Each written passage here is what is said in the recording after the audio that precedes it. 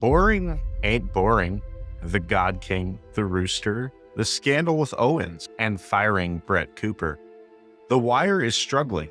It's got money plight, from Bentkey big flops to scrapping Snow White. They've got competition, more sheriffs in town. Will boring be back, or has the man lost his crown? How do I even begin? Let me start out by saying that I started this series with the premise that the Daily Wire had, at least slightly, lost its credibility with conservative audiences. I actually debated on whether or not to continue this series, not because I'm not having fun with it, I am, but because post the Charlie Kirk incident, I think it's necessary that the right stay united.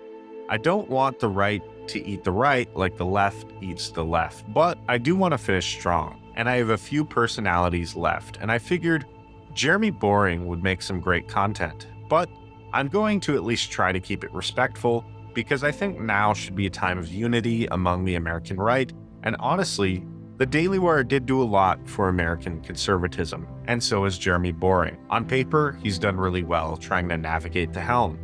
He made some decisions that, at least in theory, made sense. Logically, Disney flopped and missed out on some big money to chase their woke agenda, and they were suffering for it. Their stock price went down, and they lost loyalty from their core family audience. Boring saw this. He saw that Disney had fumbled the ball and wanted to step in, and honestly, it was a great idea. We should have conservative, or at the very least, neutral major motion pictures making movies, especially if we have insufferable woke companies dominating the scene. And Daily Wire Plus had some pretty hilarious stuff.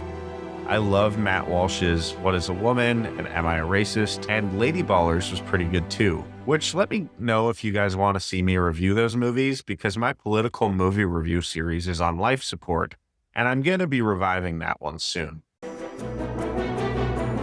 Johnny T is really gonna do this shit, and on Pride, he be doing too much. Like, it's Hot Boy Summer, and we finna make ice melt, bitch. Comment below. And real quick, let me know in the comments where you guys are watching from. But Boring was really onto something. And I think, at least initially, Daily Wire saw some big success.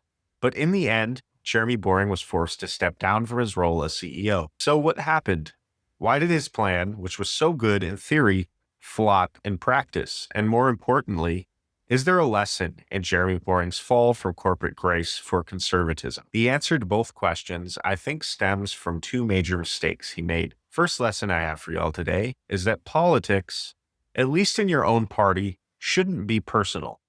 Politicians and political commentators fighting for the same team can't hold grudges against each other. This is actually a big strength I see in Donald Trump. Marco Rubio is just one example of this. Remember how badly those two fought during the 2016 political election? And now Marco is Trump's Secretary of State. Trump doesn't hold grudges against people in his party unless they aren't acting in good faith. And say what you want to. I know most conservatives get touchy when it comes to this person, but I think the handling of the Candace Owens situation was a bad look for the Daily Wire. And I think it led to the beginning of the end for them. Up until that time, the Daily Wire was united. They were conservatism's hero, and they didn't really have any mainstream criticism from the right. And I get the reason for the conflict. Candace Owens disagreed with Ben Shapiro and Jeremy Boring on Israel's handling of the war against Hamas. And it's understandable that Ben and Jeremy felt passionate about this issue. They are of the Jewish faith, and they, like many Christians, consider Israel the Holy Land. And any attack on it by an outside force is seen as an attack on holy principles. But, and I understand that this is a hot take, the Daily Wire could have handled it better. Candace listened when they told her not to interview Kanye West, and a lot of the things that roused the ire of the Jewish community hadn't been said by her yet. They fired her for criticizing the high civilian casualties that she believed Israel was inflicting on Palestine. And again, I understand that this is a contentious issue, but why can't conservatives have different opinions on the way foreign governments conduct themselves, on the ethics of war? I don't see this issue as a deal breaker.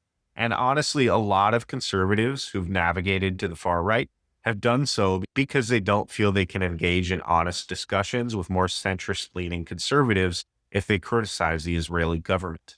What if, instead of being pro-Israel or pro-Palestine, the Daily Wire kept Candace and expressed to Arabs that they sympathized with the tragedy of innocent lives being lost, while also expressing the necessity of preventing radical Islamic terrorist groups in the Middle East from gaining power, especially when those groups don't mind using innocent civilians as bulletproof vests. But this was just the beginning, and we don't have as many details about Brett Cooper's exodus.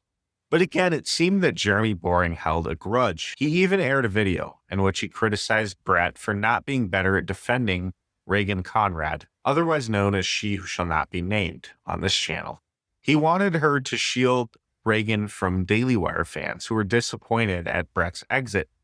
This personal grudge went so far that instead of collaborating on what would have been Daily Wire's biggest cinematic project, a Snow White film that I actually believe could have competed with Disney, they dropped it. Imagine what would have happened if Daily Wire and Brett put their differences aside and collaborated on finishing the movie. I can guarantee you it would have been a breakout hit. It would have sent a message to Disney and other woke corporations. If you drop the ball, we'll pick it up.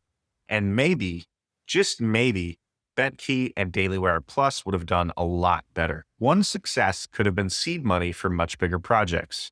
And actually, I think if this would have happened, Boring never would have been forced to step down. But instead, personal grudges got in the way, and conservatives lost the film that changed everything before it even hit the editing studio. And the second point I have sort of relates to the first. Many conservatives I've talked to at least feel to some degree that the Daily Wire has sort of sold out.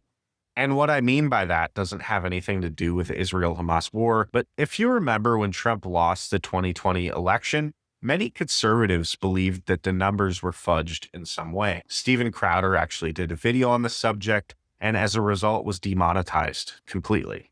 This was actually the source between the Daily Wire's very first conflict, where Crowder took issue with Boring's contracts because they relied completely on YouTube's censorship-heavy algorithm. Basically, YouTube got to pick and choose what creators said, and if creators deviated from that, they got demonetized. While other conservatives like Crowder navigated toward Rumble, Daily Wire agreed to comply with YouTube's guidelines. They stopped talking about whatever YouTube didn't want them to. And to play devil's advocate, in one way, this is smart business. And on Daily Wire Plus, there is some stuff that would probably make YouTube's content censorship department have a heart attack. But my point is, what people loved about Ben Shapiro and other personalities at the Daily Wire originally was that they refused to be intimidated into changing their language or topics of discussion. However, when the Daily Wire became almost exclusively reliant on YouTube monetarily, they were beholden to them, and this influenced the way they talked and the things they talked about.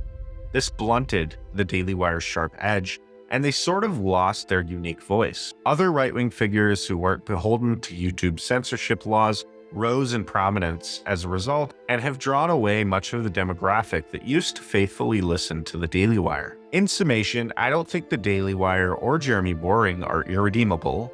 They're a valuable part of the conservative community.